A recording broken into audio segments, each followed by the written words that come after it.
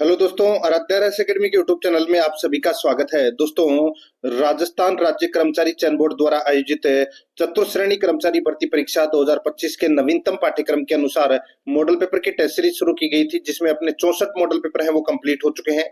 आज अपना इसमें 65 नंबर का मॉडल पेपर है। कुल 120 प्रश्न इसमें शामिल किए गए हैं और हूबहू आपको ऐसा ही पेपर है वो परीक्षा में देखने को मिलेगा। दोस्तों, अगर आपने पिछले 64 मॉडल पेपरों का अगर टेस्ट नहीं दिया है तो अभी भी समय है।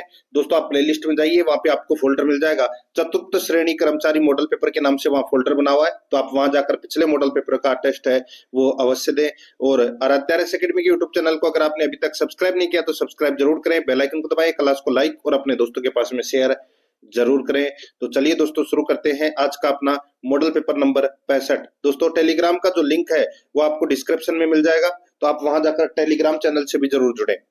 ये देखिए, संशोधित पाठ्यक्रम स्कीम है। 120 प्रश्न परीक्षा में पूछे जाएंगे। 70 प्रश्न जीके के, 15 प्रश्न इंग्लिश के और 15 प्रश्न मैथ के, और दोस्तों 20 प्रश्न हिंदी के। ठीक है, इसी पैटर्न के अनुसार अपन ये मॉडल पेपर है वो देख रहे हैं। और करंट अफेयर से संबंधित दोस्तों परीक्षा में 10 प्रश्न पूछे जाएंगे। और अगर आप वो 10 प्रश्न गलत नहीं करना चाहते हैं तो दोस्तों मूमल क्लासेज यूट्यूब चैनल को जरूर सब्सक्राइब करें। वहां पर आपको दोस्तों करंट अफेयर से संबंधित निःशुल्क सामग्री है वो उपलब्ध करवाई जा रही है। तो आप वहां जाकर जरूर देखें मूमल क्लासेज यूट्यूब चैनल को। ठीक है, उसका लिंक मैं आपको डिस्क्रिप्शन में दे दूंगा। देखिए, सबसे पहले अपन राजस्थान भूगोल के 20 प्रश्न है वो पढ़ेंगे सिलेबस के अकॉर्डिंग। पहला प्रश्न है, इसमें देखिए, जनगणना 2011 के अनुसार राजस्थान के निम्नांकित जिला युग्म में से अधिकतम एवं न्यूनतम साक्षरता है। बताइए, कौन से जिले में अधिकतम साक्षरता है और कौन से जिले में सबसे कम साक्षरता दर है। तो यहाँ पर ऑप्शन के अनुसार दोस्तों क्या हो जाएगा। दोस्तों, कोटा जिले में तो सबसे अधिक साक्षरता दर है और सबसे कम जो साक्षरता दर है वो है जो दोस्तों जालोर में। अब यहाँ पर आपको पता होना चाहिए कि कोटा जिले की जो साक्षरता है वो दोस्तों राजस्थान में सर्वाधिक है। कितनी है तो दोस्तों 76.6% ये कोटा जिले की साक्षरता है। और सबसे कम राजस्थान में सबसे कम साक्षरता दर है वो है जालोर जिले की 54.9%। तो यहाँ पर इस प्रश्न का राइट आंसर क्या हो जाएगा, 2 नंबर का ऑप्शन बिल्कुल सही। सेकंड नंबर का प्रश्न है, इसमें देखिए, राष्ट्रीय राजमार्ग NH 44 है, यानी कि राष्ट्रीय राजमार्ग 44 राजस्थान के किस जिले से गुजरता है। बताइए, राजस्थान के किस जिले से होकर गुजरता है ये NH 44। तो यहाँ पर इसका राइट आंसर हो जाएगा दोस्तों वो है धौलपुर से होकर गुजरता है। दोस्तों, यहाँ पर 4 नंबर का जो ऑप्शन है वो इसका बिल्कुल सही उत्तर हो जाएगा, धौलपुर से होकर गुजरता है। 3 नंबर का प्रश्न इसमें देखिए, घड़ियाल के संरक्षण के लिए राजस्थान राज्य में कौन सा अभ्यारण्य स्थापित किया गया है। बताइए, कौन सा अभ्यारण्य स्थापित किया गया है। राइट आंसर हो जाएगा दोस्तों यहाँ पर है कौन सा, चंबल अभ्यारण्य। कौन सा, चंबल अभ्यारण्य। यहाँ पर इसमें 4 नंबर का जो ऑप्शन है वो इसका सही उत्तर हो जाएगा, चंबल अभ्यारण्य। 4 नंबर का प्रश्न है, इसमें देखिए, राजस्थान के मरुस्थल में अति उच्च दैनिक एवं वार्षिक तापांतर हेतु उत्तरदायी सर्वप्रमुख कारण निम्नलिखित में से कौन सा है। राजस्थान के मरुस्थल में अति उच्च दैनिक एवं वार्षिक तापांतर हेतु उत्तरदायी सर्वप्रमुख कारण निम्नलिखित में से कौन सा है। तो बताइए कौन सा है। तो इसका राइट आंसर हो जाएगा वो है वर्ष भर उच्च शुष्क दशाएं। वर्ष भर उच्च शुष्क दशाएं। यहाँ पर 3 नंबर का जो ऑप्शन है वो इसका बिल्कुल सही उत्तर हो जाएगा। 5 नंबर का प्रश्न है, इसमें देखिए, सूची फर्स्ट को सूची सेकंड से सुमेलित करना है। सूची फर्स्ट में नदी है और सूची सेकंड में उत्पत्ति स्थान है। दोस्तों, यहाँ पर आप देख सकते हैं गोगुंदा की पहाड़ी से। बताइए, गोगुंदा की पहाड़ी से दोस्तों कौन सी नदी का उद्गम होता है। तो यहाँ पर देखिए, जो गोगुंदा की पहाड़ी से कौन सी नदी का उद्गम होता है। दोस्तों, यहाँ पर इसका सही उत्तर हो जाएगा वो है बेडच नदी का उद्गम होता है। दोस्तों, कौन सी नदी का, बेडच नदी का उद्गम होता है। ठीक है, और सेवर की पहाड़ी से दोस्तों, सेवर की पहाड़ी से साबी नदी का उद्गम होता है। ठीक है, दिवेर की पहाड़ी से दोस्तों कोठारी नदी का उद्गम होता है। दिवेर की पहाड़ी से कोठारी नदी का उद्गम होता है। और खंडेला की पहाड़ी से दोस्तों कातली नदी का उद्गम होता है। देखिए, ये यहाँ पर उल्टा दे रखा है दोस्तों ये। ठीक है, नदी इस तरफ आएगा और उत्पत्ति स्थान इस तरफ आएगा। तो यहाँ पर इसका जो राइट आंसर हो जाएगा वो हो जाएगा दोस्तों BADC। देखिए नदी को इस तरफ ले आना और उत्पत्ति स्थान को इस तरफ लाओगे तो दोस्तों BADC अपना इसमें सही उत्तर हो जाएगा। BADC कौन से ऑप्शन में? तो यहाँ पर 3 नंबर का जो ऑप्शन है वो इसका बिल्कुल सही उत्तर हो जाएगा। आगे देखिए 6 नंबर का प्रश्न है, निम्न में से कौन सी नदी बारां जिले में प्रवाहित नहीं होती?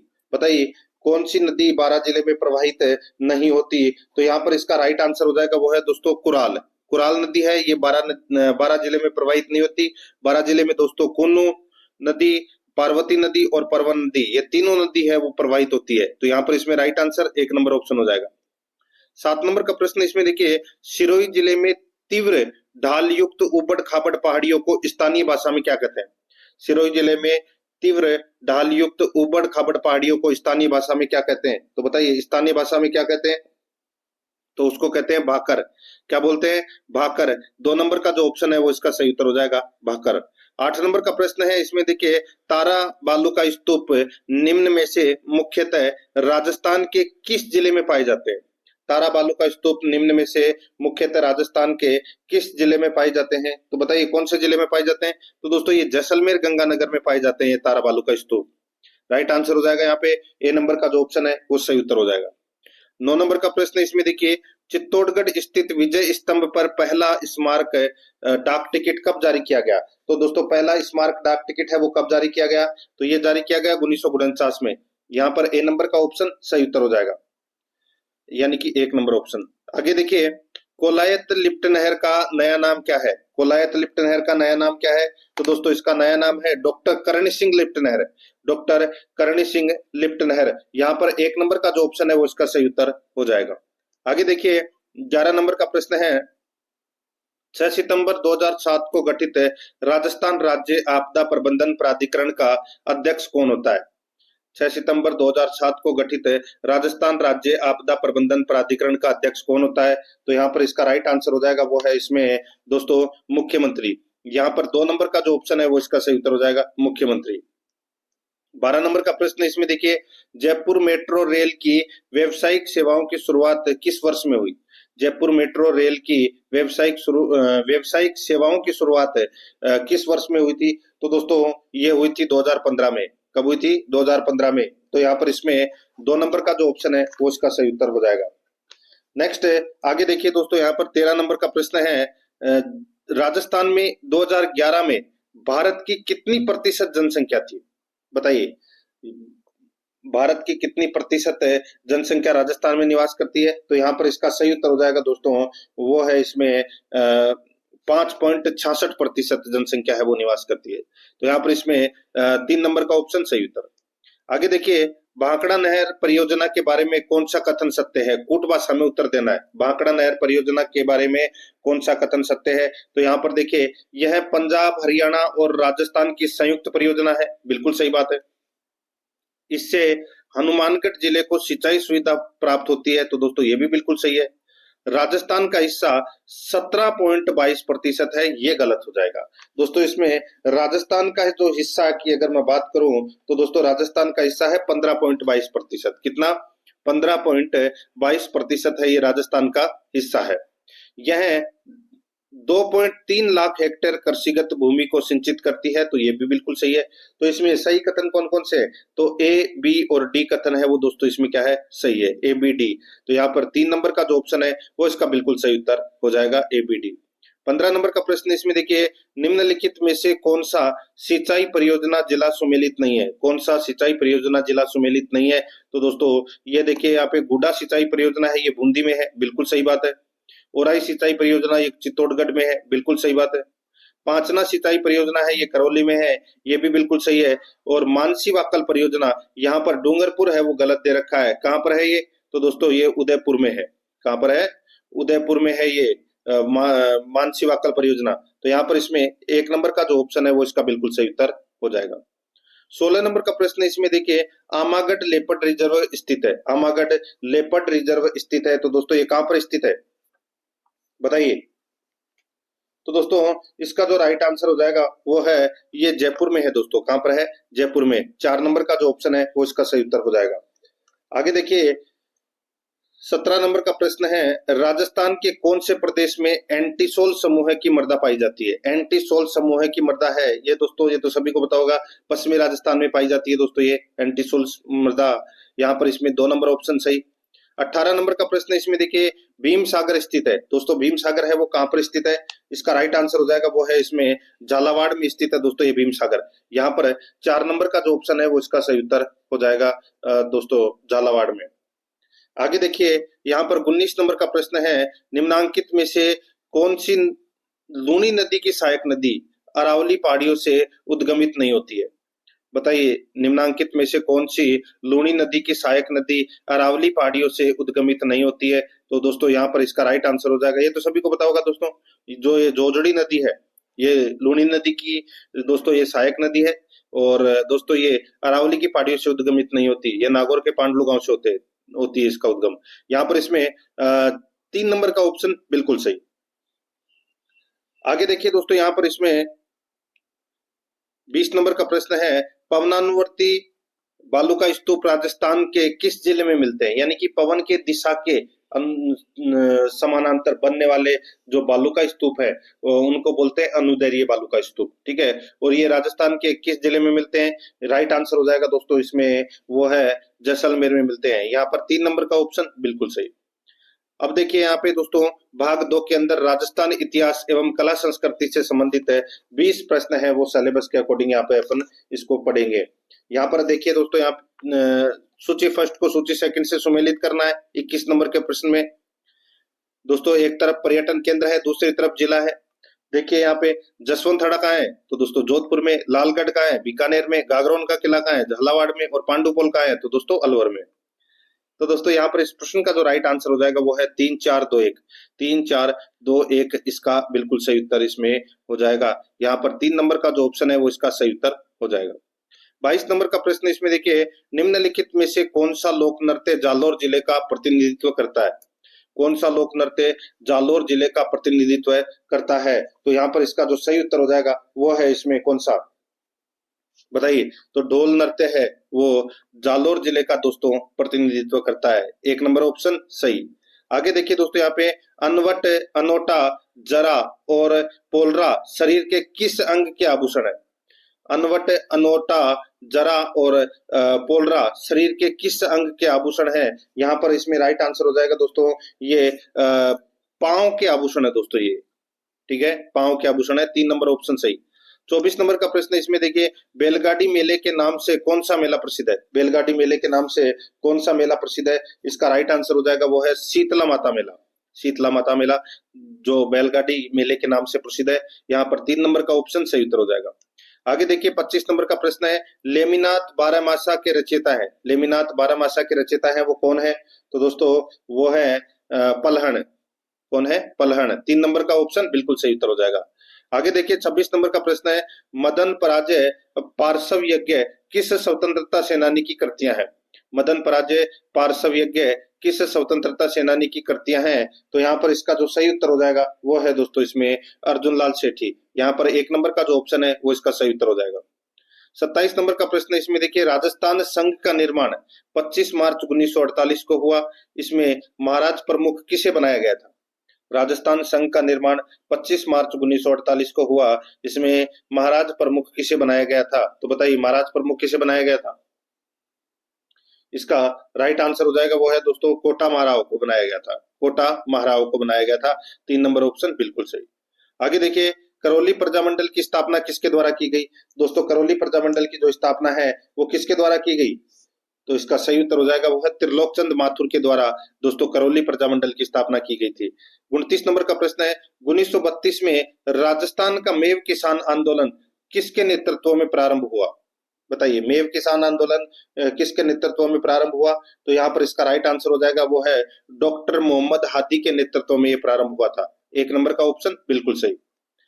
30 नंबर का प्रश्न इसमें देखिए, पुरंदर की संधि 1665 ईस्वी में किसके मध्य हुई थी? बताइए, पुरंदर की संधि है वो किसके मध्य हुई थी? तो दोस्तों ये शिवाजी और मिर्जा राजा जयसिंह के मध्य दोस्तों ये पुरंदर की संधि है वो हुई थी। यहाँ पर 2 नंबर का जो ऑप्शन है वो इसका सही उत्तर हो जाएगा। 31 नंबर का प्रश्न इसमें देखिए, राजस्थान में साहिबा का युद्ध जिस वर्ष लड़ा गया था वह है। राजस्थान में साहिबा का युद्ध जिस वर्ष लड़ा गया था वह है दोस्तों, इसका जो राइट आंसर हो जाएगा वो है इसमें कौन सा? तो दोस्तों वो है 1541 1542 में दोस्तों ये युद्ध लड़ा गया था साहिबा का, और ये राव मालदेव और बीकानेर के शासक राव जेतसी के मध्य यह युद्ध हुआ था, जिसमें राव जेतसी है वो मारा गया था। यहाँ पर इसमें 4 नंबर ऑप्शन सही उत्तर। 32 नंबर का प्रश्न इसमें देखिए, चारण साहित्य का प्रसिद्ध ग्रंथ सूरज प्रकाश किसके द्वारा लिखा गया? बताइए, सूरज प्रकाश ग्रंथ है वो दोस्तों किसके द्वारा लिखा गया? तो ये कर्णिदान के द्वारा लिखा गया दोस्तों। 3 नंबर का ऑप्शन बिल्कुल सही उत्तर हो जाएगा। 33 नंबर का प्रश्न इसमें देखिए, राजस्थान में पोमचा एक प्रकार की ओढ़नी पहनी जाती है दोस्तों, पोमचा इसका राइट आंसर हो जाएगा, नाम तो सुना ही होगा दोस्तों, ये मां बनने के अवसर पर पहना जाता है दोस्तों। 1 नंबर का ऑप्शन बिल्कुल सही। 34 नंबर का प्रश्न इसमें देखिए, राजस्थान के उमर फारूक मेवाती का संबंध किस क्षेत्र से था? राजस्थान के उमर फारूक मेवाती का संबंध किस क्षेत्र से था? इसका सही उत्तर हो जाएगा वो है दोस्तों, बताइए, तो इसका संबंध है वो दोस्तों संगीत क्षेत्र से था इनका संबंध। तो यहाँ पर इसमें 2 नंबर का ऑप्शन सही उत्तर संगीत। आगे देखिए 35 नंबर का प्रश्न है, पथिक ने किस समाचार पत्र के माध्यम से बिजोलिया कृषक आंदोलन को विख्यात कर दिया? दोस्तों एक समाचार पत्र था प्रताप, जो कानपुर से प्रकाशित होता था, ये प्रताप नामक समाचार पत्र, और दोस्तों इसके संपादक थे गणेश शंकर विद्यार्थी, और इस समाचार पत्र के माध्यम से बिजोलिया किसान आंदोलन पूरे देश में चर्चा का विषय है वो बना था। यहाँ पर इसमें 1 नंबर का जो ऑप्शन है वो इसका सही उत्तर हो जाएगा। आगे देखिए यहाँ पे 36 नंबर का प्रश्न है, कौन से पर्व के मौके पर ढूंढ बांटा जाता है? तो दोस्तों ढूंढ बांटा जाता है तो ये होली के अवसर पर। यहाँ पर 4 नंबर का ऑप्शन बिल्कुल सही उत्तर हो जाएगा, होली के अवसर पर। 37 नंबर का प्रश्न इसमें देखिए, खालसा खाकी नागा राजस्थान के किस संप्रदाय के भाग है? खालसा खाकी नागा राजस्थान के किस संप्रदाय के भाग है? तो यहाँ पर इसका राइट आंसर हो जाएगा, ये दादू पंथ के भाग है दोस्तों। यहाँ पर 2 नंबर का जो ऑप्शन है वो इसका सही उत्तर हो जाएगा, दादू पंथ के भाग है। आगे देखिए 38 नंबर का प्रश्न है, किस लोक संत की स्मृति में प्रतिवर्ष चैत्र अमावस्या को जोधपुर के कोलू अथवा कोलुमंड ग्राम में विशाल मेला लगता है? तो दोस्तों बताइए, जोधपुर के कोलू या कोलुमंड ग्राम में विशाल मेला लगता है? तो यहाँ पर इसका राइट आंसर हो जाएगा दोस्तों, पाबूजी का मेला लगता है वहां पे। 3 नंबर का जो ऑप्शन है वो सही उत्तर हो जाएगा। आगे देखिए 39 नंबर का प्रश्न है, राजस्थान के जतिन दास कहलाते हैं, राजस्थान के जतिन दास किसको कहते हैं? तो दोस्तों सही उत्तर हो जाएगा, बाल मुकुंद बिस्सा को कहते हैं राजस्थान का जतिन दास। यहाँ पर इसमें 1 नंबर ऑप्शन सही। 40 नंबर का प्रश्न है, भरतपुर राज्य प्रजा संघ की स्थापना हुई, भरतपुर राज्य प्रजा संघ की स्थापना हुई, तो दोस्तों ये स्थापना हुई थी 1928 में। यहाँ पर इसमें 1 नंबर का जो ऑप्शन है वो इसका बिल्कुल सही उत्तर इसमें हो जाएगा। अब दोस्तों अपन है वो भाग 3 के अंदर राजस्थान पॉलिटी से संबंधित 5 प्रश्न है वो सिलेबस के अकॉर्डिंग पढ़ेंगे। देखिए 41 नंबर का प्रश्न, निम्नलिखित में से किस समिति ने भारतीय संविधान में मौलिक कर्तव्यों को समाविष्ट करने की संस्तुति की थी? बताइए, मौलिक कर्तव्यों को समाविष्ट करने की संस्तुति की थी, तो यहाँ पर इसका राइट आंसर हो जाएगा वो है इसमें, बताइए कौन सा? तो वो है सरदार सोन सिंह समिति। तो यहाँ पर इसमें डी नंबर का जो ऑप्शन है वो इसका बिल्कुल सही उत्तर हो जाएगा इसमें, ठीक है, याद रखना। आगे देखिए दोस्तों 42वें संविधान संशोधन में जोड़े गए थे। नेक्स्ट 42 नंबर का प्रश्न है, संविधान के किस अनुच्छेद के अंतर्गत 6 से 14 वर्ष के बच्चों की शिक्षा मौलिक अधिकार बन गई? तो दोस्तों इसका राइट आंसर हो जाएगा वो है कौन से अनुच्छेद में? तो अनुच्छेद 21A में, अनुच्छेद 21A में। तो यहाँ पर इसमें बी नंबर का जो ऑप्शन है वो इसका बिल्कुल सही उत्तर इसमें हो जाएगा, ये आपको इसमें याद रखना है। आगे देखिए दोस्तों यहाँ पे 43 नंबर का प्रश्न है, निम्नलिखित में से कौन से वर्ष में राजस्थान विधानसभा की सदस्य संख्या बढ़ाकर 184 की गई थी? दोस्तों यहाँ पर देखिए 1967 के अंदर राजस्थान विधानसभा की संख्या है वो बढ़ाकर 184 की गई थी। यहाँ पर इसमें राइट आंसर हो जाएगा सी नंबर ऑप्शन बिल्कुल सही। 44 नंबर का प्रश्न इसमें देखिए, राज्य मानवाधिकार आयोग के अध्यक्ष व सदस्यों को पद से हटाया जा सकता है? राज्य मानवाधिकार आयोग के अध्यक्ष व सदस्यों को पद से हटाया जा सकता है, कैसे हटाया जा सकता है? दोस्तों देखिए यहाँ पे मैं आपको बताऊं, देखिए कूट भाषा में अपने को उत्तर देना है कि कौन सा कथन है वो सही है। 2 कथन दे रखे हैं। देखिए, यदि वह मानसिक व शारीरिक कारणों से कार्य करने में असमर्थ है, तो हटाया जा सकता है, बिल्कुल सही है। यदि वह न्यायालय द्वारा किसी अपराध का दोषी ठहराया जाता हो या न्यायालय द्वारा उसे कारावास की सजा सुना दी गई हो, तब दोस्तों उसके अध्यक्ष और सदस्यों को है वो हटाया जा सकता है। तो यहाँ पर अपने को बताना था कौन सा कथन सत्य है। दोनों के दोनों कथन है वो दोस्तों क्या है, सत्य है। सी नंबर का जो ऑप्शन है वो इसका बिल्कुल सही उत्तर हो जाएगा, ए और बी दोनों। 45 नंबर का प्रश्न है, राजस्थान के प्रथम अनुसूचित जाति से आने वाले मुख्य सचिव है। राजस्थान के प्रथम अनुसूचित जाति से आने वाले मुख्य सचिव है वो कौन है? तो यहाँ पर इसका राइट आंसर हो जाएगा वो है निरंजन कुमार आर्य। निरंजन कुमार आर्य। यहाँ पर सी नंबर का जो ऑप्शन है वो इसका बिल्कुल सही उत्तर इसमें हो जाएगा। ये दोस्तों राजस्थान के प्रथम अनुसूचित जाति से आने वाले मुख्य सचिव निरंजन कुमार आर्य है। ठीक है, यहाँ पर सी नंबर ऑप्शन सही। अब दोस्तों अपन भारतीय संविधान के 5 प्रश्न पढ़ेंगे। अपन ने पहले राजस्थान पॉलिटी के 5 प्रश्न पढ़े थे और अब अपन दोस्तों भारतीय संविधान के 5 प्रश्न है वो पढ़ेंगे। यहाँ पर देखिए 46 नंबर का प्रश्न है, निम्नलिखित में से किसके द्वारा विधान परिषद की अध्यक्षता की जाती है? विधान परिषद की अध्यक्षता है वो किसके द्वारा की जाती है? तो दोस्तों देखिए, विधान परिषद की जो अध्यक्षता है वो विधान परिषद के सभापति द्वारा की जाती है। तो यहाँ पर दोस्तों सभापति का कोई ऑप्शन नहीं दे रखा, तो यहाँ पर इसका राइट आंसर हो जाएगा डी नंबर का ऑप्शन, बिल्कुल सही उत्तर इसमें हो जाएगा।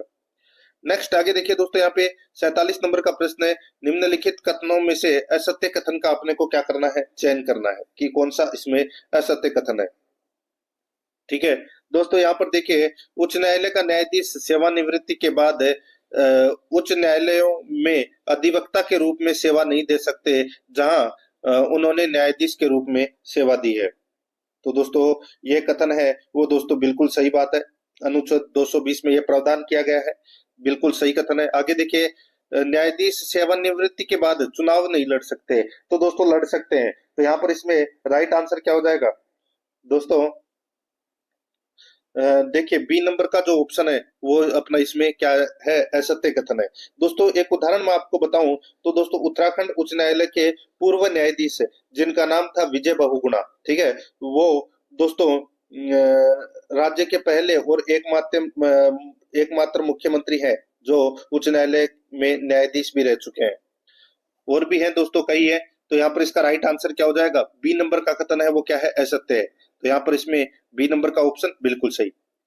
आगे देखिए 48 नंबर प्रश्न है, लोकपाल व लोकायुक्त शब्द किसके द्वारा पेश किया गया? लोकपाल व लोकायुक्त शब्द किसके द्वारा पेश किया गया? दोस्तों इसका राइट आंसर हो जाएगा वो है डॉक्टर M.L. सिंघवी के द्वारा ये पेश किया गया। यहाँ पर बी नंबर का जो ऑप्शन है वो इसका बिल्कुल सही उत्तर हो जाएगा। 49 नंबर का प्रश्न है, इसमें देखिए राज्य सूचना आयोग वार्षिक रिपोर्ट प्रस्तुत करता है। राज्य सूचना आयोग वो अपनी वार्षिक रिपोर्ट प्रस्तुत करता है किसको? तो दोस्तों ये करता है राज्यपाल को। यहाँ पर इसमें ए नंबर का जो ऑप्शन है वो इसका बिल्कुल सही उत्तर हो जाएगा, राज्यपाल को अपनी रिपोर्ट देता है। आगे देखिए 50 नंबर प्रश्न है, प्रत्येक राज्य में एक उच्च न्यायालय होगा, किस अनुच्छेद में उल्लेख है? तो दोस्तों कौन से अनुच्छेद में उल्लेख है? इसका राइट आंसर हो जाएगा वो है दोस्तों अनुच्छेद 214 में। अनुच्छेद 214 में प्रत्येक राज्य में एक उच्च न्यायालय होगा, ये उल्लेखित है। तो यहाँ पर इसमें सी नंबर का ऑप्शन सही उत्तर। अब दोस्तों अपन सामान्य विज्ञान के 5 प्रश्न है वो पढ़ेंगे सिलेबस के अकॉर्डिंग 51 से 55 तक। ठीक है, देखिए निम्नलिखित में से कौन सा भौतिक परिवर्तन नहीं है? बताइए कौन सा भौतिक परिवर्तन नहीं है? तो यहाँ पर देखिए दोस्तों ठोसों का द्रव में पिघलना, ठीक है, यानी कि बर्फ का पानी बनना, गैसों का द्रव में द्रवीकरण, पदार्थों का किण्वन। पदार्थों का जो किण्वन है वो दोस्तों रासायनिक परिवर्तन है, ठीक है, इसमें नए पदार्थ बनते हैं दोस्तों। और द्रवों का गैसों में वाष्पीकरण, ये भी भौतिक परिवर्तन है। तो यहाँ पर इसमें राइट आंसर क्या हो जाएगा? सी नंबर का ऑप्शन बिल्कुल सही उत्तर हो जाएगा इसमें। आगे देखिए यहाँ पे 52 नंबर का प्रश्न है, घंटिया और सितार और वायलिन जैसे वाद्य यंत्रों की तार बनाने के लिए धातुओं के किस गुण का उपयोग किया जाता है? बताइए दोस्तों, घंटिया और सितार और वायलिन जैसे वाद्य यंत्रों की तार बनाने के लिए धातुओं के किस गुण का उपयोग किया जाता है? दोस्तों इसका जो सही उत्तर हो जाएगा वो है दोस्तों इसमें दोस्तों तन्यता का। तन्यता, यहाँ पर सी नंबर का जो ऑप्शन है वो इसका बिल्कुल सही उत्तर हो जाएगा। धातुओं की तन्यता का उपयोग है वो किया जाता है, यहाँ पर सी नंबर ऑप्शन सही उत्तर। 53 नंबर प्रश्न इसमें देखिए, स्वच्छ आकाश का रंग नीला क्यों होता है? स्वच्छ आकाश का रंग नीला क्यों होता है? तो दोस्तों इसका राइट आंसर हो जाएगा वो है इसमें प्रकाश के प्रकीर्णन के कारण। यहाँ पर बी नंबर का जो ऑप्शन है वो इसका बिल्कुल सही उत्तर हो जाएगा, प्रकाश के प्रकीर्णन के कारण। नेक्स्ट आगे देखिए, यहाँ पे 54 नंबर का प्रश्न है, यदि कोई वस्तु प्रकाश को परावर्तित नहीं करती है तो उसका रंग होगा। यदि कोई वस्तु प्रकाश को परावर्तित नहीं करती है तो उसका रंग होगा दोस्तों, उसका रंग होगा दोस्तों काला। यहाँ पर इसमें राइट आंसर क्या हो जाएगा? डी नंबर का जो ऑप्शन है वो इसका बिल्कुल सही उत्तर इसमें हो जाएगा। नेक्स्ट आगे देखिए, यहाँ पे 55 नंबर प्रश्न है, मानव शरीर में डिहाइड्रेशन निम्नलिखित में से किस पदार्थ की कमी के कारण हो जाता है? मानव शरीर में डिहाइड्रेशन निम्नलिखित में से किस पदार्थ की कमी के कारण हो जाता है? तो यहाँ पर इसका सही उत्तर हो जाएगा वो है दोस्तों, ये जल की कमी के कारण होता है दोस्तों। राइट आंसर हो जाएगा डी नंबर का ऑप्शन बिल्कुल सही। अब दोस्तों अपन राजस्थान करंट अफेयर से संबंधित 5 प्रश्न है वो सिलेबस के अकॉर्डिंग पढ़ेंगे, ठीक है, 56 से 60 तक। देखिए 56 नंबर का प्रश्न है, हाल ही में किस स्थान पर राजस्थान में आदि महोत्सव 2024 का शुभारंभ किया गया है? बताइए, आदि महोत्सव 2024 का जो शुभारंभ है वो दोस्तों कहां से किया गया है? तो इसका राइट आंसर हो जाएगा वो है ये दोस्तों जयपुर से किया गया है। राइट आंसर हो जाएगा यहाँ पे सी नंबर का ऑप्शन बिल्कुल सही उत्तर इसमें हो जाएगा। आगे देखिए 57 नंबर प्रश्न है, राजस्थान में किस स्थान पर कुंभलगढ़ उत्सव का आयोजन किया जाएगा? कुंभलगढ़ उत्सव का आयोजन है वो दोस्तों कहाँ किया जाएगा? राइट आंसर हो जाएगा वो है राजसमंद में। यहाँ पर बी नंबर का ऑप्शन बिल्कुल सही, कुंभलगढ़ दुर्ग राजसमंद। नेक्स्ट आगे देखिए दोस्तों, यहाँ पे 58 नंबर प्रश्न है, पर्यटन विभाग द्वारा हाल ही में किस सर्किट के निर्माण की घोषणा की गई है? बताइए, पर्यटन विभाग द्वारा हाल ही में किस सर्किट के निर्माण की घोषणा की गई है? तो यहाँ पर इसका राइट आंसर हो जाएगा वो है महाराणा प्रताप टूरिस्ट सर्किट है। महाराणा प्रताप टूरिस्ट सर्किट की स्थापना की घोषणा है वो की गई है। तो यहाँ पर इसका राइट आंसर क्या हो जाएगा? ए नंबर का जो ऑप्शन है वो इसका बिल्कुल सही उत्तर हो जाएगा। आगे देखिए 59 नंबर का प्रश्न है, पंचायती राज संस्थाओं एवं नगर पालिकाओं के लिए 7वें राज्य वित्त आयोग के गठन के प्रावधान का अनुमोदन किया गया, इसका कार्यकाल क्या होगा? पंचायती राज संस्थाओं एवं नगर पालिकाओं के लिए 7वें राज्य वित्त आयोग के गठन के प्रस्ताव का अनुमोदन किया गया, इसका कार्यकाल क्या होगा? दोस्तों इसका कार्यकाल है वो क्या होगा? इसका कार्यकाल होगा दोस्तों 1 अप्रैल 2025 से 31 मार्च 2030 तक। यहाँ पर इसमें ए नंबर का जो ऑप्शन है वो इसका बिल्कुल सही उत्तर इसमें हो जाएगा। आगे देखिए दोस्तों, यहाँ पे 60 नंबर का प्रश्न है, 12 दिसंबर 2024 को कहां पर रन फॉर विकसित राजस्थान 2024 का आयोजन किया गया?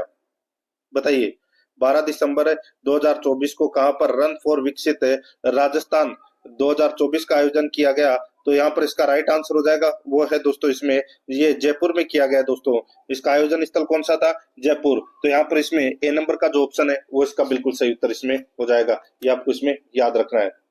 आगे देखिए दोस्तों, यहाँ पे अब अपन करंट अफेयर से संबंधित 5 प्रश्न पढ़ेंगे और ये करंट अफेयर से संबंधित भाग 7 है, ठीक है, और इसमें भारत और विश्व के करंट अफेयर के प्रश्न है वो शामिल किए गए हैं दोस्तों। इसमें देखिए 61 नंबर का प्रश्न है, केंद्र सरकार द्वारा 7 मई को किस उद्देश्य से देश भर में मॉक ड्रिल आयोजित करने का निर्देश दिया गया है? बताइए, किस उद्देश्य से दोस्तों 7 मई को किस उद्देश्य से देश भर में मॉक ड्रिल आयोजित करने का निर्देश दिया गया है? तो यहाँ पर इसका राइट आंसर हो जाएगा वो है दोस्तों आतंकी हमलों या युद्ध जैसी स्थिति में नागरिकों की तैयारी के लिए। तो यहाँ पर इसमें 6 नंबर का जो ऑप्शन है वो इसका बिल्कुल सही उत्तर इसमें हो जाएगा, ये आपको इसमें याद रखना है, ठीक है। सिविल डिफेंस के लिए ये आयोजित किया गया है और ये दोस्तों देश भर में एक साथ होगी। तो यहाँ पर इसमें राइट आंसर क्या हो जाएगा? 6 नंबर का ऑप्शन सही उत्तर। 62 नंबर का प्रश्न है, इसमें देखिए भारतीय नौसेना और डीआरडीओ द्वारा सफलतापूर्वक फायर की गई मल्टी इन्फ्लुएंस ग्राउंड माइन का उद्देश्य क्या है? भारतीय नौसेना और डीआरडीओ द्वारा सफलतापूर्वक फायर की गई मल्टी इन्फ्लुएंस ग्राउंड माइन का उद्देश्य क्या है? तो यहाँ पर इसका सही उत्तर क्या हो जाएगा? बताइए, बहुत ही अच्छा प्रश्न है। इसका सही उत्तर हो जाएगा वो है दोस्तों स्टील्थ जहाजों और पनडुब्बियों के विरुद्ध नौसेना की क्षमता बढ़ाना। यहाँ पर इसमें 6 नंबर का ऑप्शन बिल्कुल सही उत्तर हो जाएगा। 63 नंबर का प्रश्न है, बाबा शिवानंद को भारत सरकार ने किस वर्ष पद्मश्री से सम्मानित किया? बताइए, बाबा शिवानंद को भारत सरकार ने किस वर्ष पद्मश्री से सम्मानित किया? तो यहाँ पर इसका सही उत्तर क्या हो जाएगा? वो है दोस्तों इसमें, बताइए। तो इसका सही उत्तर हो जाएगा वो है 2022 में। यहाँ पर द नंबर का जो ऑप्शन है वो इसका बिल्कुल सही उत्तर हो जाएगा दोस्तों। इनका हाल ही में निधन हो गया है, ठीक है। द नंबर ऑप्शन सही। नेक्स्ट आगे देखिए, मैड्रिड ओपन 2025 की महिला विजेता कौन बनी है? मैड्रिड ओपन है, बताइए मैड्रिड ओपन 2025 की महिला विजेता कौन बनी है? इसका राइट आंसर हो जाएगा वो है एरिना, दोस्तों एरिना संबालेका, एरिना सबालेंका। तो यहाँ पर इसमें 6 नंबर का ऑप्शन बिल्कुल सही उत्तर हो जाएगा। आगे देखिए, यहाँ पे 65 नंबर का प्रश्न है, खेलो इंडिया यूथ गेम्स 2025 का उद्घाटन किस राज्य में किया गया? दोस्तों इसका सही उत्तर हो जाएगा वो है इसमें बिहार में। यहाँ पर इसमें बे नंबर का जो ऑप्शन है वो इसका बिल्कुल सही उत्तर इसमें हो जाएगा। अब दोस्तों अपन है वो कंप्यूटर से संबंधित 5 प्रश्न पढ़ेंगे भाग 8 के अंदर, ठीक है। इसमें देखिए 66 नंबर का प्रश्न है, डेटा प्रोसेसिंग का मुख्य उद्देश्य क्या है? डेटा प्रोसेसिंग का मुख्य उद्देश्य क्या है? दोस्तों इसका जो राइट आंसर हो जाएगा वो है, बताइए, डेटा प्रोसेसिंग का मुख्य उद्देश्य तो दोस्तों वो है डेटा को उपयोगी बनाना। यहाँ पर सी नंबर का जो ऑप्शन है वो इसका बिल्कुल सही उत्तर इसमें हो जाएगा। आगे देखिए दोस्तों, यहाँ पे 69 नंबर का प्रश्न है, निम्नलिखित का मिलान करें। निम्नलिखित का मिलान करें। दोस्तों यहाँ पर देखिए, मॉनिटर, मॉनिटर दोस्तों ये क्या है? तो ये एलईडी है। क्या है? एलईडी है। माउस है, ये क्या है? तो माउस दोस्तों ये ऑप्टिकल है, माउस ऑप्टिकल है। प्रिंटर क्या है? तो दोस्तों प्रिंटर लेजर, ठीक है। और कीबोर्ड है वो क्या है? तो ये क्वार्टी, QWERTY, ठीक है। तो यहाँ पर इसमें राइट आंसर क्या हो जाएगा? 2 1 4 3 इसका बिल्कुल सही उत्तर हो जाएगा। 2 1 4 3 यानी कि अपना इसमें 2 नंबर का जो ऑप्शन है वो इसका बिल्कुल सही उत्तर हो जाएगा। 68 नंबर का प्रश्न है, इसमें देखिए, निम्नलिखित में से कौन सी वोलेटाइल मेमोरी है? कौन सी वोलेटाइल मेमोरी है? तो यहाँ पर इसका राइट आंसर हो जाएगा रैम और दोस्तों कैश है। रैम और केस है ये मेमोरी, ये दोनों वोलेटाइल मेमोरी है। तो यहाँ पर इसमें राइट आंसर क्या हो जाएगा? दोस्तों सी नंबर का ऑप्शन बिल्कुल सही उत्तर इसमें हो जाएगा, ए और बी दोनों। आगे देखिए 69 नंबर का प्रश्न एसक्यूएल है। एसक्यूएल क्या है? तो दोस्तों एसक्यूएल का पूरा नाम है स्ट्रक्चर्ड क्वेरी लैंग्वेज, ठीक है। तो ये क्या है? ये दोस्तों डाटाबेस लैंग्वेज है, डाटाबेस लैंग्वेज है। यहाँ पर सी नंबर का ऑप्शन बिल्कुल सही उत्तर हो जाएगा। आगे देखिए, बैंकिंग में ईसीएस क्या है? बैंकिंग में ईसीएस क्या है? तो दोस्तों ईसीएस का पूरा नाम है इलेक्ट्रॉनिक क्लियरिंग सर्विस। तो यहाँ पर इसका राइट आंसर हो जाएगा डी नंबर का ऑप्शन बिल्कुल सही, electronic clearing service. D number option बिल्कुल सही उत्तर इसमें हो जाएगा। दोस्तों ये 70 प्रश्न तो अपन ने जीके से संबंधित है वो पढ़ लिए हैं, ठीक है, सिलेबस के अकॉर्डिंग।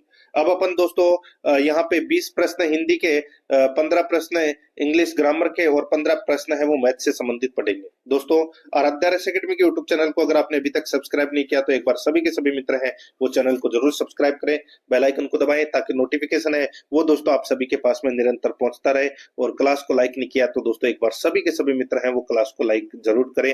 रोजाना आपको सुबह एक मॉडल पेपर मिलेगा चतुर्श्रेणी भर्ती परीक्षा का, तो आप रोजाना एक मॉडल पेपर का टेस्ट है वो अवश्य दें। और सिलेबस के अकॉर्डिंग ऑब्जेक्टिव क्लास है वो जरूर देखें। आप प्लेलिस्ट में जाओगे तो वहां पे आपको अलग अलग फोल्डर देखने को मिल जाएंगे, ठीक है, चतुर्श्रेणी के नाम से आपको अलग अलग फोल्डर मिल जाएंगे। वहां पर जाकर आप ऑब्जेक्टिव क्लास है वो सिलेबस के अकॉर्डिंग जरूर देखें, सब्जेक्ट वाइज, ठीक है। और दोस्तों आप यूट्यूब के ऊपर कोई भी टॉपिक सर्च करो तो साथ में आराध्या रेस एकेडमी जरूर लिखें उस टॉपिक के साथ में। जैसे कि राजस्थान के लोक देवता आप सर्च कर रहे हैं, राजस्थान के लोक देवता से संबंधित प्रश्न आप सर्च कर रहे हैं तो दोस्तों साथ में राजस्थान के लोक देवता आराध्या रेस एकेडमी जरूर लिखें, ताकि दोस्तों उस टॉपिक से संबंधित आपको ऑब्जेक्टिव क्वेश्चन है वो मिल जाएंगे हमारे। दोस्तों देखिए भाग 9 के अंदर अपन हिंदी व्याकरण के 20 प्रश्न है वो पढ़ेंगे। 71 नंबर प्रश्न देखिए, आप आजकल कहाँ रहते हैं? रेखांकित में सर्वनाम है। अब सर्वनाम कौन सा है यहाँ पे? तो देखिए आप, ठीक है। तो आप दोस्तों यहाँ पर क्या है? तो ये मध्यम पुरुष सर्वनाम है दोस्तों, ये मध्यम पुरुषवाचक सर्वनाम है ये, ठीक है। आप, तू, तुम और आप ये मध्यम पुरुष सर्वनाम है। तो यहाँ पर इसमें राइट आंसर क्या हो जाएगा? ए नंबर का जो ऑप्शन है वो सही उत्तर हो जाएगा, ठीक है।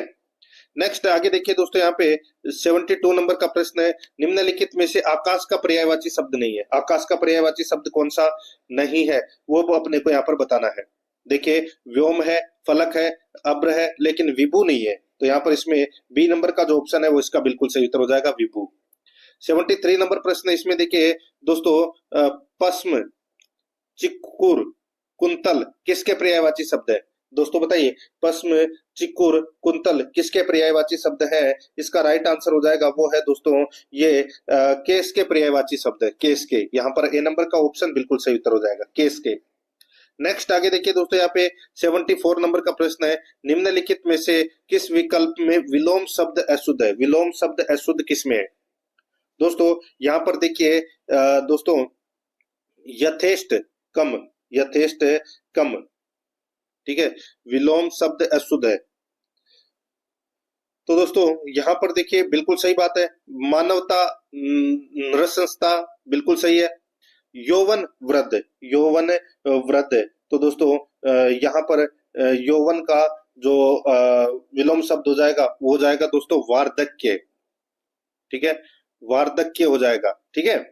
और जो यहाँ पे युवा है, युवा का विलोम हो जाएगा दोस्तों वृद्ध। तो यहाँ पर इसमें राइट आंसर क्या हो जाएगा? सी नंबर का ऑप्शन बिल्कुल सही, क्योंकि ये अशुद्ध है। 75 नंबर प्रश्न इसमें देखिए, सर्जन का उपयुक्त विलोम शब्द कौन सा है? सर्जन का विलोम शब्द क्या हो जाएगा दोस्तों? ये हो जाएगा संहार, संहार, ठीक है। यहाँ पर ए नंबर का ऑप्शन बिल्कुल सही, संहार या नाश।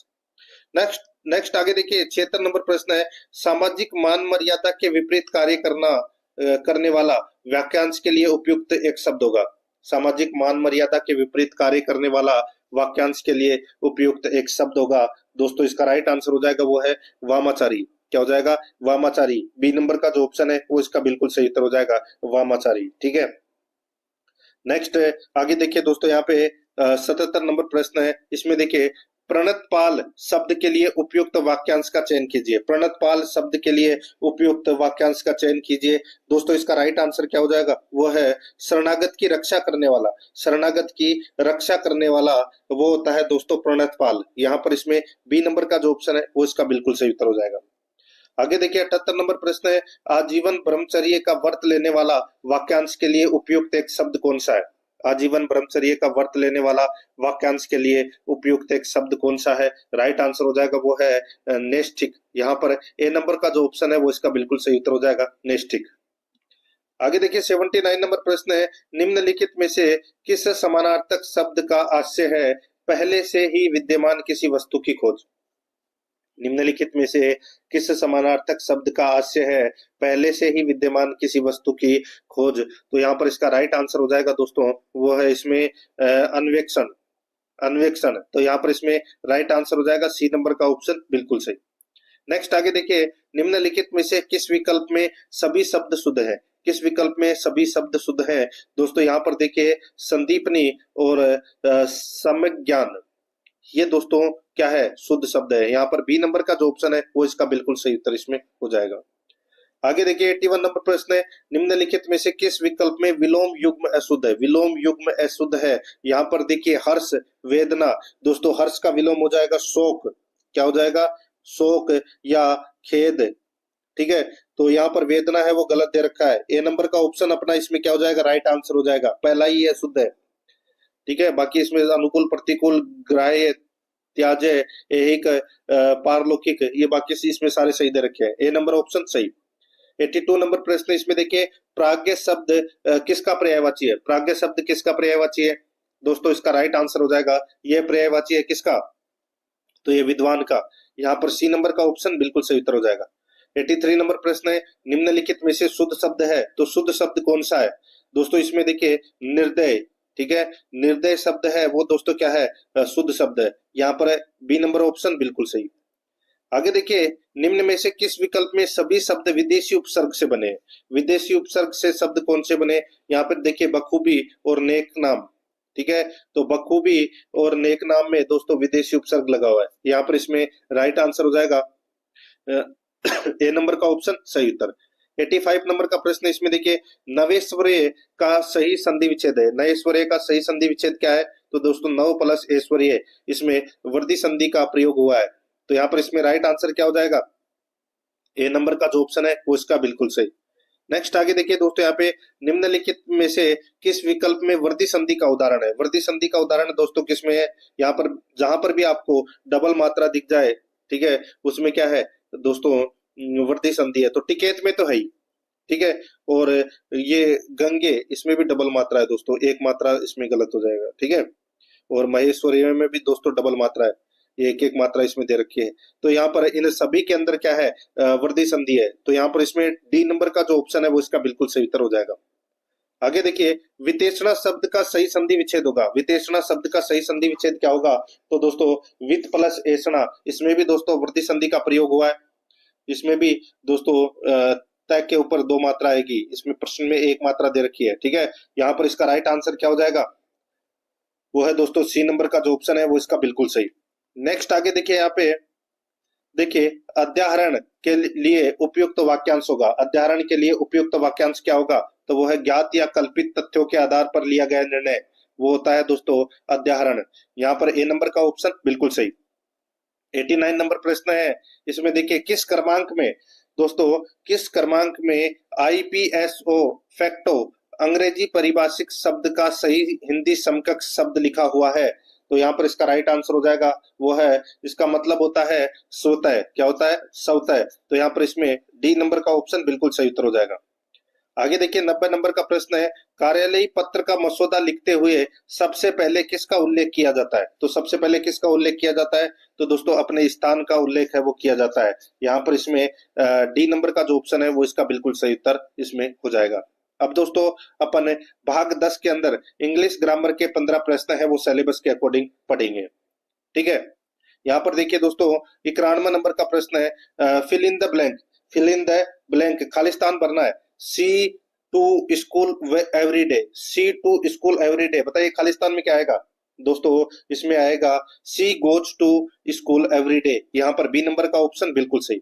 92 नंबर का प्रश्न है, इसमें देखिए चूज द करेक्ट फॉर्म, वही खालिस्तान भरना है, ठीक है। यहाँ पर देखिए he me that he was tired, he me that he was tired, तो यहाँ पर इसका राइट आंसर हो जाएगा, देखिए ही टोल्ड मी आएगा, ही टोल्ड मी। यहाँ पर बी नंबर का जो ऑप्शन है वो इसका बिल्कुल सही उत्तर इसमें हो जाएगा।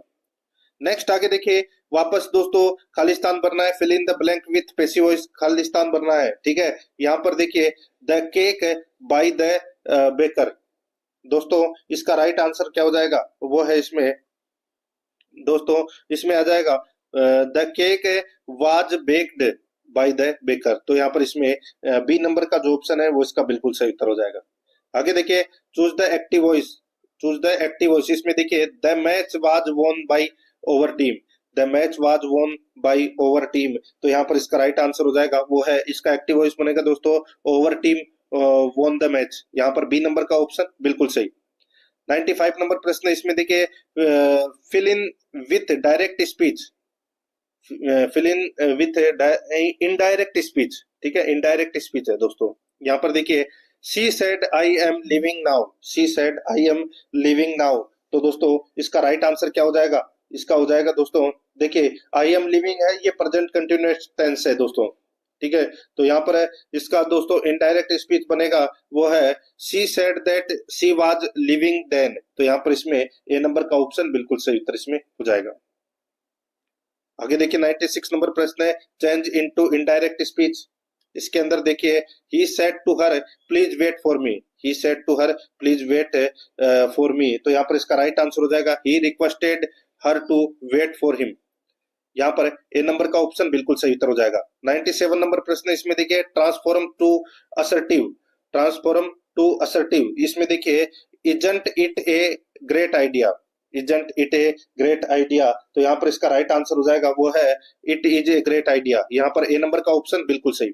98 नंबर प्रश्न, इसमें देखिए change to negative, change to negative, इसमें देखिए he always speak the truth, he always speak the truth. तो यहाँ पर इसका राइट आंसर हो जाएगा दोस्तों, वो है he doesn't always speak the truth हो जाएगा इसका राइट आंसर, ठीक है। यहाँ पर नेगेटिव बनाना था, बी नंबर ऑप्शन सही उत्तर। 99 नंबर प्रश्न, इसमें देखिए select the correct option, select the correct option, इसमें देखिए neither of the boys are coming to the party. तो यहाँ पर इसका राइट आंसर हो जाएगा, वो है neither of the boys is coming to the party. यहाँ पर इसका राइट आंसर हो जाएगा दोस्तों ए नंबर का जो ऑप्शन है वो इसका बिल्कुल सही उत्तर इसमें हो जाएगा। 100 नंबर का प्रश्न इसमें देखिए सेलेक्ट द करेक्ट डिटरमिनर। इसमें देखिए child was given A toy, child was given A toy, तो यहाँ पर इसका राइट आंसर हो जाएगा इच चाइल्ड आएगा इसमें, ठीक है, ए नंबर ऑप्शन सही। नेक्स्ट आगे देखिए वही आर्टिकल खालिस्तान में भरना है। ताजमहल इज ब्यूटीफुल, तो क्या आएगा ताजमहल के आगे, तो दोस्तों इसमें ताजमहल के आगे द ताजमहल आएगा, the Taj Mahal is beautiful. Next आगे देखिए find the correctly punctuated question, बताइए कौन सा क्वेश्चन मार्क है वो इसमें सही लगा हुआ है या कौन से कोमा वगैरह सही लगे हुए हैं वो अपने को बताना है। दोस्तों इसमें देखिए व्हाट टाइम इज इट, तो ये अपना बी नंबर का ऑप्शन बिल्कुल सही उत्तर हो जाएगा। 103 नंबर प्रश्न है इसमें देखिए विच sentence use the preposition correctly, बताइए किसमें प्रीपोजिशन का प्रयोग है वो बिल्कुल सही किया गया है। यहाँ पर देखिए I am tired from walking, तो यहाँ पर बी नंबर का ऑप्शन बिल्कुल सही। 104 नंबर प्रश्न इसमें देखिए which is the correct Hindi translation, इसमें देखिए they are eating food, they are eating food, तो इसका राइट आंसर क्या हो जाएगा, वो हो जाएगा वे खाना खा रहे हैं। यहाँ पर इसमें ए नंबर का ऑप्शन बिल्कुल सही। 105 नंबर प्रश्न इसमें देखिए हिंदी अर्थ बताना है, बजट का हिंदी अर्थ क्या हो जाएगा, दोस्तों बजट का हिंदी अर्थ हो जाएगा बजट ही होगा, तो यहाँ पर इसमें राइट आंसर क्या हो जाएगा, बी नंबर का ऑप्शन बिल्कुल सही। अब दोस्तों अपन भाग 11 के अंदर गणित से संबंधित 15 प्रश्न है वो पढ़ेंगे सिलेबस के अकॉर्डिंग। देखिए 106 नंबर का प्रश्न है एक पैमाने की वह अधिकतम संभव लंबाई ज्ञात कीजिए जो 3 मीटर, 5 मीटर और 10 मीटर और 12 मीटर 90 सेंटीमीटर के कपड़ों की लंबाई को पूर्णतः नाप सके। दोस्तों यहाँ पर देखिए इसमें क्या क्या दे रखा है, एक तो दे रखा है 30 मीटर, ठीक है, एक दे रखा है दोस्तों 5 मीटर और 10 सेमी, और एक दे रखा है 12 मीटर और 90 सेमी के कपड़ों की लंबाई को पूर्णतः नाप सके, ठीक है। दोस्तों इसका अपने को क्या करना है, एचसीएफ निकालना है। एचसीएफ निकालेंगे तो कैसे निकालेंगे दोस्तों, यहाँ पे 3 मीटर को अपन 300 लिख सकते हैं, बिल्कुल लिख सकते हैं, और 5 मीटर और 10 सेंटीमीटर को दोस्तों अपन 510 है वो लिख सकते हैं, बिल्कुल लिख सकते हैं, और 12 मीटर और 90 सेंटीमीटर को अपन 1290 है वो लिख सकते हैं, ठीक है। अब दोस्तों इसका एचसीएफ निकालना है तो यहाँ पर सबसे पहले अपन इसमें 10 का भाग देंगे, तो ये कितनी बार गया, ये 30 बार गया, ये 51 बार गया, और ये कितनी बार गया दोस्तों, ये 129 बार गया, ठीक है। अब दोस्तों अपन इसमें किसका भाग देंगे, तो इसमें देखिए 30 3 का देंगे, ठीक है, ये 10 बार गया, ये दोस्तों 17 बार गया, और ये दोस्तों 43 बार गया, ठीक है। अब इसके आगे भाग नहीं जा रहा, तो यहाँ पे 10 इंटू 3 कितना हो जाएगा 30, तो इसका एचसीएफ कितना निकलेगा 30, तो यहाँ पर इसमें राइट आंसर भी क्या हो जाएगा 30, तो यहाँ पर इसमें ए नंबर ऑप्शन सही। आगे देखिए यदि 23 6 y प्लस 4 और y प्लस 7 का औसत 30 है तो y का मान है वो कितना होगा, तो y का मान है वो दोस्तों कितना होगा। दोस्तों अब इसमें देखिए यहाँ पर अपन 30 बराबर देखिए 23 plus 26 plus y plus y plus 4 plus y plus 7, ठीक है, ये अपन इसको ऐसे लिख सकते हैं, ठीक है। बटे में दोस्तों कितनी संख्या है, देखिए 1 2 3 4 और 5, ठीक है, तो बटे अपन को क्या करना है 5 करना है, ठीक है। अब दोस्तों देखिए यहाँ पे क्रॉस मल्टीप्लाई हुआ तो 30 इंटू 5 कितने हो गए 150, तो 150 बराबर दोस्तों 23 और 26 कितने होते हैं 39, और 7 और 4 कितने होते हैं 11, तो यहाँ पर दोस्तों सॉरी 23 और 26 कितने होते हैं 49, तो यहाँ पे 49 प्लस यहाँ पे देखिए 4 और 7 कितने होते हैं 11, तो यहाँ पर 11 प्लस y कितने हैं 3y, तो यहाँ पर 3y, ठीक है, बस इसी को सोल्व करना है अपने को। तो यहाँ पर 11 और 49 कितने होते हैं 60, 150 में से 60 गए तो दोस्तों कितने बचे 90, तो यहाँ पे 3y बराबर कितना हो जाएगा 90, तो y बराबर कितना हो जाएगा 90 में 3 का भाग दे लीजिए कितना आ जाएगा 30, तो यही अपना सही उत्तर हो जाएगा, ए नंबर ऑप्शन सही उत्तर। आगे देखिए मनोज ने एक साइकिल 500 रुपए में खरीदी तथा उसे 80 रुपए कम में बेच दी, यानी कि 420 रुपए में उसको क्या कर दी बेच दी, तो बताइए कि साइकिल का विक्रय मूल्य तथा उसे कितने प्रतिशत की हानि हुई। दोस्तों 420 रुपए में बेचा है और हानि है वो कितने रुपए की हुई, तो यहाँ पे 80/500 इंटू 100 कर लीजिए। तो यहाँ पर ये इसको 0 से 0 कट गया, 80 में 5 का भाग दे लीजिए, कितना आ जाएगा 16%। तो इसमें 16% की हानि हुई और 420 रुपए में उसको बेची है। तो यहाँ पर इसमें बी नंबर का जो ऑप्शन है वो इसका बिल्कुल सही उत्तर हो जाएगा। आगे देखिए दोस्तों, एक दुकानदार अपने सामान को क्रय मूल्य पर बेचता है, परंतु 1 केजी के स्थान पर 900 ग्राम का बाट ही प्रयोग करता है। उसका लाभ प्रतिशत क्या है? भाई बताइए दोस्तों, 100 ग्राम का वो क्या कर रहा है, लाभ कर रहा है कितने पे, 900 ग्राम पे। तो यहाँ पर इंटू 100, बस ये 2 जीरो से ये 2 जीरो कट गया। 100 में आप 9 का भाग दे लीजिए, 100 में 9 का भाग दोगे तो कितना आ जाएगा, 11 सही 1/9%। तो यहाँ पर इसमें राइट आंसर क्या हो जाएगा दोस्तों, सी नंबर ऑप्शन बिल्कुल सही। 110 नंबर प्रश्न है, इसमें देखिए, एक गांव की जनसंख्या 6000 है, जिसमें से 2400 महिलाएं हैं। पुरुष जनसंख्या कितने प्रतिशत है? देखिए यहाँ पर देखिए 6000 में से 2400 महिलाएं, तो पुरुष कितने हो गए, तो दोस्तों पुरुष हो गए 3600। ठीक है, अब ये प्रतिशत कितने हैं वो अपने को यहाँ पर बताना है। तो दोस्तों 3600/6000 इंटू 100, ठीक है, ये 2 जीरो से ये 2 जीरो कट गए, इस जीरो से ये जीरो कट गए, 360 में आप 6 का भाग दे लीजिए। ठीक है दोस्तों, 360 में आपको क्या करना है, 6 का भाग देना है। तो दोस्तों 6 छंगा 36, ठीक है, यानी कि 60। तो यहाँ पे 60% जनसंख्या है दोस्तों, यहाँ पर ए नंबर का ऑप्शन बिल्कुल सही। नेक्स्ट आगे देखिए दोस्तों, यहाँ पे 111 नंबर का प्रश्न है, ए बी से 20% अधिक है। ये ए, ये बी और ये सी। इसमें देखिए ए है वो बी से 20% अधिक है, यानी कि बी अगर 100 है तो 120 है ए, ठीक है, तथा बी सी से 30% कम है। बी है वो सी से 30% कम है। तो दोस्तों अभी ये देखिए, ये 70% है, तो इसका 100 यानी कि कितना होगा, बी सी से 30% कम है। तो दोस्तों ये कितना होगा, अब देखिए इसमें अगर मैं बात करूं यहाँ पे, ये ऐसे तो नहीं होगा दोस्तों, ये तो फिर पॉइंटों में चला जाएगा। ठीक है, अब इसमें डायरेक्ट देखिए दोस्तों, ए का मान, यदि ए का मान 210 है, ये देखिए वापस देखिए, ए बी और ये सी, ए का मान कितना है 210, ठीक है, तो बी का मान कितना होगा, क्योंकि बी है वो ए से 20% कम है। ठीक है, तो यहाँ पर अपने को क्या करना है दोस्तों, ये इसका आपको क्या करना है, इसको 210 इंटू इंटू 100/120, ठीक है, बस इसको काटना है। इसको काटोगे तो दोस्तों बी आ जाएगा कितना, 175। ठीक है, और अब ये देखिए बी सी से 30% कम है, बी है वो सी से 30% कम है।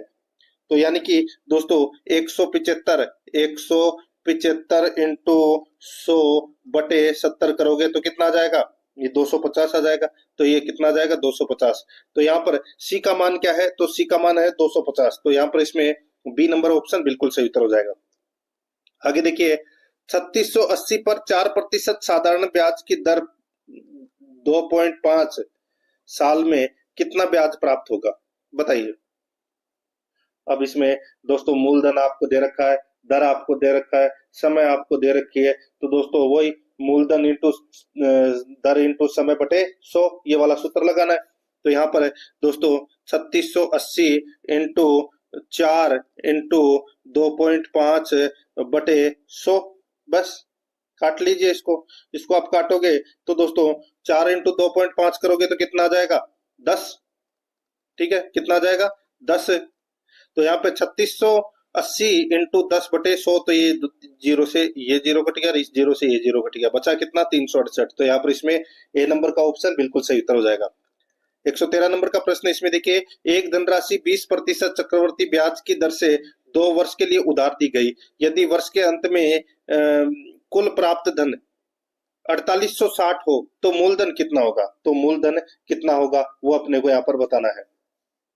दोस्तों अब इसमें देखिए, अब आप ऑप्शन उठा के कर लीजिए, चाहे आप कैसे भी कर लीजिए। देखिए 20% ब्याज दर दे रखी है, यानी कि ब्याज दर है वो बहुत ज्यादा दे रखी है, ठीक है। तो यहाँ पर है, इसमें देखिए दोस्तों ऑप्शन उठा लिया, जैसे कि मैंने यहाँ पे 3000 ऑप्शन है वो उठा लिया, ठीक है। 3000 मैंने यहाँ पे ऑप्शन है वो उठा लिया, ठीक है। अब इसका आप 20% निकालोगे तो कितना हो जाएगा दोस्तों, ये इसका 20% हो जाएगा 600। कितना हो जाएगा 600, ठीक है। अब इसमें 600 और जोड़ दिया तो कितना हो जाएगा 3600, और 3600 का 20% कितना हो जाएगा 720। तो यहाँ पे 600 और 720 कितना होता है, तो ये होता है दोस्तों 1320। अब 1320 3000 में जोड़ेंगे तो दोस्तों 4860 आ रहे हैं क्या, नहीं आ रहे। तो ये ऑप्शन है वो क्या हो गया, गलत हो गया, ठीक है। और दोस्तों यहाँ पर देखिए 3375 निकाला है मैंने यहाँ पे, ठीक है। 3375 इंटू 20/100, ठीक है। तो ये 5 बार गया, ठीक है। ये 5 से कितनी बार गया दोस्तों, ये 6, फिर ये 7, फिर दोस्तों ये 5, यानी कि 675 बार गया, यानी कि 1 साल का ब्याज है वो 675 आया। और दूसरे साल का आप जोड़ोगे तो दोस्तों इसमें टोटल है वो 4860 रुपये आ जाएगा। तो यहाँ पर इसमें सी नंबर का ऑप्शन बिल्कुल सही उत्तर हो जाएगा, 3375।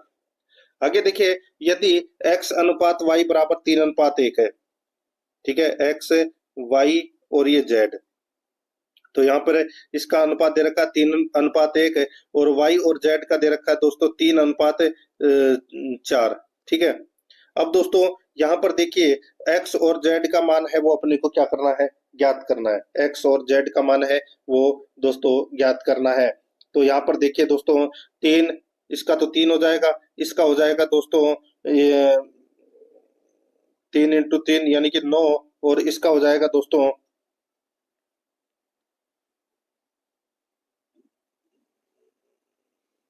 ठीक है, इसका पूछा है ए एक्स और जेड का पूछा है, ठीक है। एक्स और जेड का पूछा, तो यहाँ पे 1 × 4 कितना हो जाएगा 4। यहाँ पे देखिए 3:9:4 हो जाएगा, तो एक्स का अनुपात है वो कितना हो जाएगा दोस्तों, बताइए। तो इसका जो सही उत्तर हो जाएगा, देखिए इसको भी अपन 3 लिखेंगे तो यहाँ पे 9 हो जाएगा। तो 9:4 इसका राइट आंसर हो जाएगा, 9:4। यहाँ पर बी नंबर का ऑप्शन बिल्कुल सही उत्तर हो जाएगा। आगे देखिए यहाँ पर ए, बी तथा सी एक व्यापार पे क्रमशः 24,000, 32,000 और 18,000 रुपए लगाकर निवेश करते हैं। ए तथा बी सक्रिय साझेदार हैं तथा उनको कुल लाभ का क्रमशः 14% तथा 13% प्राप्त होता है। शेष लाभ को उनके द्वारा निवेशित पूंजी के अनुपात में बांट दिया जाता है। यदि सी को कुल 65,700 रुपए प्राप्त हुए हों तो ज्ञात कीजिए कि लाभ की कुल राशि क्या थी। तो लाभ की कुल राशि है वो क्या थी दोस्तों। यहाँ पर देखिए सबसे पहले तो अपन क्या करेंगे, 24,000, 32,000 और 18,000 का अपन क्या करेंगे दोस्तों, अनुपात निकाल लेंगे, ठीक है। अनुपात निकाल के दोस्तों इसको अपन देखिए उनको कुल लाभ का क्रमशः 14% और 13% प्राप्त हुआ है, ठीक है। यदि सी को कुल लाभ 65,700 प्राप्त हुआ है तो कुल लाभ की राशि है वो ज्ञात करनी है। कुल लाभ की राशि आप आसानी से ज्ञात कर सकते हैं अनुपातों के द्वारा। तो यहाँ पर इसका राइट आंसर हो जाएगा वो है दोस्तों 3,70,000 इसका राइट आंसर आ जाएगा, बी नंबर ऑप्शन सही उत्तर। आगे देखिए 116 नंबर प्रश्न है, ए किसी काम को 20 दिन में, बी 15 दिन में करता है। दोनों मिलकर काम शुरू करते हैं, कुछ दिन बाद बी छोड़ कर चला जाता है और बचे हुए काम को ए 6 दिन में पूरा करता है। तो बी ने कितने दिन बाद काम छोड़ा, तो बी ने कितने दिन बाद काम छोड़ा। तो दोस्तों यहाँ पर देखिए ए किसी काम को 20 दिन में करता है, तो बी है वो उस काम को कितने दिन में करता है, 15 दिन में।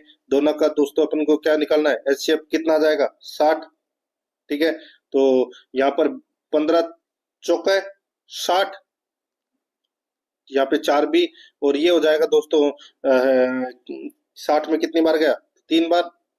तो यहाँ पे 3A और 4B आ गया, ठीक है। अनुपातों का योग आ गया 3:4। तो यहाँ पर कितना हो गया 7, टोटल कितना हो गया 7 अनुपात, ठीक है। तो यहाँ पर दोस्तों सीधा सा हो जाएगा 7 × T प्लस 3 × 6 बराबर कितना हो जाएगा 60। बस यहाँ पे दोस्तों 7 × टी बराबर कितना हो जाएगा 42। तो यहाँ पर टी बराबर कितना हो जाएगा 42 में 7 का भाग दोगे तो कितना आ जाएगा 6 दिन। तो यहाँ पर डी नंबर का जो ऑप्शन है वो इसका सही उत्तर हो जाएगा। आगे देखिए दोस्तों, यहाँ पे 117 नंबर प्रश्न है। एक ट्रेन 72 किलोमीटर प्रति घंटे की चाल से चलती है, 15 सेकंड में इसके द्वारा तय की गई कुल दूरी कितनी है। दोस्तों सीधा सा है 72 इंटू 5/18, ठीक है। तो दोस्तों इसको 5/18 से मल्टीप्लाई करेंगे तो यहाँ पर कितना आ जाएगा 18 चौके 72, यानी कि 20 मीटर प्रति सेकंड, ठीक है। अब 15 सेकंड में तय की गई दूरी, तो 15 इंटू 20 कर लीजिए, 300 मीटर इसका राइट आंसर आ जाएगा। बी नंबर ऑप्शन सही उत्तर। आगे देखिए 118 से 120 तक निम्नलिखित पाई चार्ट को ध्यान से पढ़िए और नीचे दिए गए प्रश्नों का उत्तर दीजिए। यहाँ पर देखिए स्कूल को विभिन्न स्रोतों से मिलने वाली संपूर्ण निधि 500 लाख रुपए के बराबर है। अब दोस्तों यहाँ पर देखिए स्कूल को एनजीओएस और आंतरिक स्रोतों से मिली निधि के बीच कितना अंतर है, ठीक है। दोस्तों यहाँ पर देखिए एनजीओ के अंदर दोस्तों 15 और आंतरिक स्रोत के अंदर दोस्तों 5, ठीक है। तो दोस्तों यहाँ पर देखिए इसमें और एनजीओ और आंतरिक स्रोतों से मिली निधि के बीच अंतर, दोस्तों अंतर देखिए इसमें तो 15% है और इसमें 5% है। तो दोस्तों सीधा सा मैं आपको यहाँ पे बताऊं तो दोस्तों देखिए 500 का 15% निकालोगे तो कितना आ जाएगा दोस्तों, ये आ जाएगा 75, और 500 का 5% कितना आ जाएगा 25। तो यहाँ पे दोस्तों 75 में से 25 गए तो कितना आ जाएगा 50 लाख रुपए। तो यहाँ पर इसका राइट आंसर हो जाएगा ए नंबर ऑप्शन सही। आगे देखिए यदि स्कूल ने अपने रख रखाव का प्रबंध केवल सरकारी एजेंसियों से मिली निधि से कर लिया है, तो सरकारी एजेंसियों में कितना है 45%। जो सरकारी एजेंसियों से मिली निधि में से कितनी राशि दूसरे प्रयोग के लिए बची रहेगी, बताइए। तो दोस्तों यहाँ पर देखिए इसमें स्कूल ने अपने रखरखाव का प्रबंधन केवल सरकारी एजेंसियों से मिली, तो यहाँ पर स्कूल का रखरखाव है कितना है 20% है, ठीक है। तो यहाँ पर देखिए सीधा सा है इसका तो 500 का तो आप 45% निकाल लीजिए, ठीक है। 500 का 45% और 500 का ही दोस्तों आपको 20% निकालना है, ठीक है, और फिर माइनस कर देना है। यहाँ पर इसका राइट आंसर आ जाएगा वो है 125 लाख रुपए, इसका सही उत्तर हो जाएगा। आगे देखिए यदि छात्रवृत्ति दान में मिली निधि में से दी जानी हो तो इस प्रयोजन के लिए दान से मिली निधि का लगभग कितने प्रतिशत प्रयोग होगा, बताइए। यदि छात्रवृत्ति दान में मिली निधि से दी जानी हो तो अब देखिए दान में कितना है 35% है, ठीक है, और छात्रवृत्ति कितना है 15% है, ठीक है। तो यहाँ पर है दोस्तों 15/35, 15/35 इंटू 100 कर लीजिए, 5 से 7 बार कटा, ये 3 बार कटा, तो दोस्तों 300 में 7 का भाग दे लीजिए, कितना आ जाएगा 43। तो यहाँ पर इसमें राइट आंसर क्या हो जाएगा वो है दोस्तों ए नंबर का जो ऑप्शन है वो इसका बिल्कुल सही उत्तर इसमें हो जाएगा, याद रखें, ठीक है। तो दोस्तों प्रश्न आपको कैसे लगे कमेंट में जरूर बताएं, और पिछले मॉडल पेपरों का अगर आपने टेस्ट नहीं दिया है तो उनका टेस्ट जरूर दें। आराध्या रेस एकेडमी के साथ में जुड़े रहिए, चैनल को सब्सक्राइब जरूर करें, बेल आइकन को दबाएं, क्लास को लाइक और अपने दोस्तों के पास में शेयर जरूर करें। मिलते हैं दोस्तों नेक्स्ट क्लास में। जय हिंद, जय भारत।